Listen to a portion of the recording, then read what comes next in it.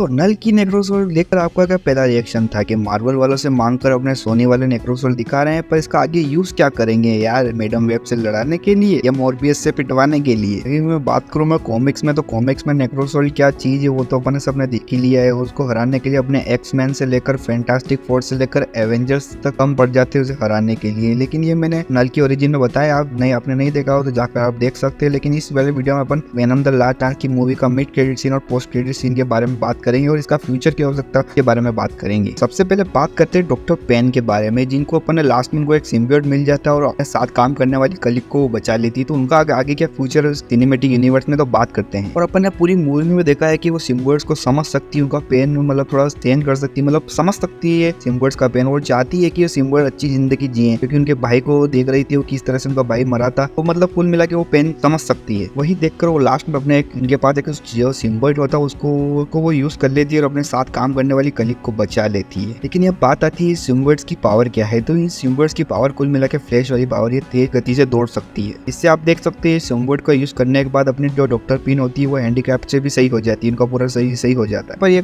इनका कैरेक्टर खत्म हो जाता है इस मूवी में। लेकिन अब यहाँ देखा जाए सोनी वाले इसको आगे यूज कैसे करेंगे। तो देखो वेनम का तो लास्ट मूवी थी, आगे अगर इसकी स्पिन ऑफ सीरीज या कुछ भी मूवी बनाना चाहे तो इस कैरेक्टर के थ्रू सोनी वाले बना सब। देखो मैं यहाँ पर आपको एक और चीज बता देता हूँ, जो कि अपन को ये जो स्पीड वाला सिम्बियोट दिखाया गया है, लेकिन कॉमिक्स में इसका स्पीड से लेना देना कुछ नहीं है। अगर इस कॉमिक्स की बात करूँ तो इसका नाम एग्नी रहता है कॉमिक्स में। तो अब ये बात आती है सोनी पे इसको आगे कैसे यूज करते हैं। बात करूँ मैं अपने एडी और वेनम के आगे क्या फीचर हो सकता है। तो देखो अभी तो फिलहाल में यही लग रहा है अपने जिसकी टॉम हार्डी ने बोला है कि अपना उनका कॉन्ट्रैक्ट खत्म हो चुका है और आगे वेनम के रोल में नजर नहीं आएंगे। लेकिन बात तो वही आती है ना कि कॉन्ट्रैक्ट तो दोबारा से साइन हो सकते हैं और वापिस से अपन को टॉम हार्डी एडी ब्रॉक के रोल में नजर आ। लेकिन अभी तो ऐसा लग रहा है कि अपने वेनम और एडी ब्रॉक की कहानी सब इतनी ही थी, लेकिन अभी इनके पास और भी सिम्बियोट दिखाए गए हैं इस मूवी में। जैसे मैंने अभी एग्नी के बारे में बताया, जो कि डॉक्टर पिन का जो कि रोल था उसके बारे में इनका एग्नी का रोल, वो आगे इनको इसकी स्पिन ऑफ सीरीज या मूवी बना सकते हैं आगे यूज करके, अगर वेनम को आप यूज करना नहीं चाहते। और आगे मिड क्रेडिट सीन में अपना नल भी तो वो चेतावनी देता है कि वो क्या क्या कर सकता है, तो उसको भी तो यूज करना है आगे। ये बात करूँ मैं अपने रेक्स के बारे में, तो देखो यार उसका भी मतलब फिल्मों में तो मर ही चुका है, उसको कुर्बानी दिया। कुर्बानी तो क्या है, सेक्रीफाइस तो करना ही था, वो लग भी रहा था कि मूवी में कहीं ना कहीं तो मरेगा ही। तो वेनम के साथ वो लास्ट में वो भी कुर्बानी दे देता है। कुल मिला के इसकी फिल्म की मैं भूमिका के बारे में बात करूँ तो कुल मिला के जेनोफेसिस और नल से बचना चाहता था, इसलिए वो एडी ब्रॉक या वेनम या उसके कोडेक्स को मारना चाहता था। पूरी फिल्म में ऐसे ही कुछ नजर आया है। आखिरी में बात करूँ, आखिरी एंड में होता क्या है, तो सारे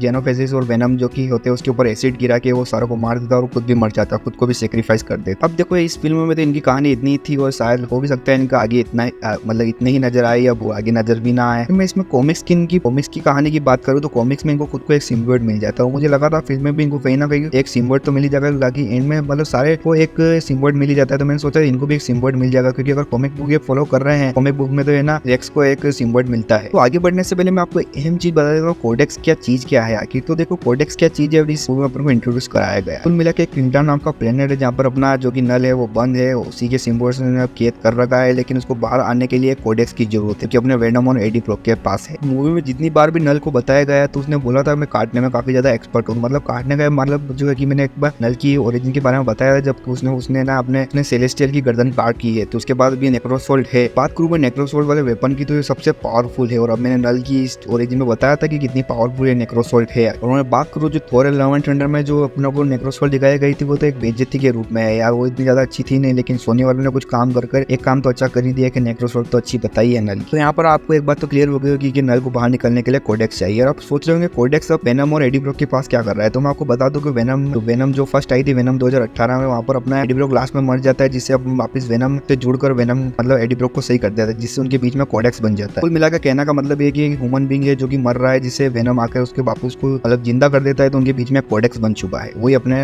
नल भाई साहब को चाहिए। आपको पिछले वीडियो में बताया था कि नल अपने जो कि जेनोफेसिस होता है उनको सारा को बेचता है अर्थ पर अपने कोडेक्स को ढूंढने के लिए। और जब भी अपने वेनम फुल रूप में आता है तो जेनोफेसिस को सारे को कोडेक्स दिख जाता है। बाकी जब तो वो एडी ब्रॉक के फॉर्म में रहता है तो उनको कोडेक्स नजर नहीं आता है। लास्ट में यही होता है कि अपन नल को तो अपने कोडेक्स चाहिए, और कोडेक्स जब भी खत्म होगा जब वेनम या एडी ब्रॉक में से एक मर जाए, जो कि लास्ट में हुआ भी है कि वेनम मर जाता है। अपना सेक्रीफाइस खुद के लिए इसलिए करता है कि अपने नल को वो कोडेक्स ना मिले। लास्ट में आपको एक ध्यान होता है, आपने अगर ध्यान से मूवी देखी हो तो लास्ट में वेनम जब अपने एडी ब्रॉक से बिछड़ रहा होता है तो वो बोलता है कि गुड बाय फॉर नाउ, मतलब वो भी अभी के लिए विदा हो रहे हैं, बाकी वापिस मिल सकते हैं। वो यहाँ पर बात आती है कि वेनम मर चुका है। इस मूवी को देखकर तो यही जवाब आता है, हाँ वेनम मर चुका है। एडी ब्रॉक तो जिंदा है और एडी ब्रॉक भी पहुंच चुका है न्यूयॉर्क। और न्यूयॉर्क में तो आपको पता ही है कौन रहता है, अपना प्यारा स्पाइडरमैन यार। अब देखो सोनी वाले अगर अपनी इनकी इस यूनिवर्स में स्पाइडरमैन को इंट्रोड्यूस करना चाहते हैं, तो इसलिए इन्होंने एडी ब्रॉक को न्यूयॉर्क तो भेज चुका है। अगर वो आगे अपने यूनिवर्स में स्पाइडरमैन को इंट्रोड्यूस करते हैं तो उन्हें एक पत्ता तो खेल ही दिया है अपना। बात आती है अपने एडी ब्रॉक का फ्यूचर क्या है आगे। तो आइए मैं आपको लेके चलता हूँ स्पाइडरमैन 3 में। स्पाइडरमैन 3 में होता है जो एडी ब्रॉक एक जर्नलिस्ट के रूप में काम करता रहता है ऑफिस। तो ऐसा ही कुछ देखने को मिल सकता है अपने को न्यूयॉर्क में कि एक एडी ब्रॉक वापस से जर्नलिस्ट बन चुका है। वहीं पर उससे पीटर पार्कर की मुलाकात हो गई। पीटर पार्कर भी तो वो फोटोग्राफर की रोल निभाएगा, तो मतलब उनका दोनों का एक कह सकते हैं दोनों आपस में मिल सकते हैं न्यूयॉर्क में। बाकी अगर पीटर पार्कर से उसकी मुलाकात होती है तो एक बार एंड्रू गारफील्ड वाली स्पाइडरमैन से भी उसकी मुलाकात करा ही देना है यार, क्योंकि अपनी दिलो ख्वाहिश है यार एंड्रू गारफील्ड को स्पाइडरमैन के रोल में वापस से देखने के लिए। कोई भी तो एलियन से लड़ना है तो दिखा देना एक बार यार, मजा आ जाएगा। बात करो उसके मिड क्रेडिट सीन में जहाँ पर अपन को नल दिखाया जाता है, वो काफी गुस्से में होता है। गुस्से में तो हो गई ना यार, जो दाव खिला था वो पूरा हो नहीं सका, वो अंदर ही रह गया वापस क्लीन टावर प्लेनेट के अंदर ही भी बंद है, वो वापस आजाद ना हो सका, इसलिए तो है ना। बाकी वो बोल रहा था कि मैं वापस आऊंगा, तुम्हारी सारी दुनिया जला दूंगा, मतलब कहने का मतलब एनिमल वाला डायलॉग मारा है भाई, सारी दुनिया जला दूंगा अगर मुझे आजाद नहीं हुआ तो वापस मैं आऊंगा और सबकी फाड़ के रख दूंगा। तो नल भाई सब गुस्से में है अभी। लेकिन अगर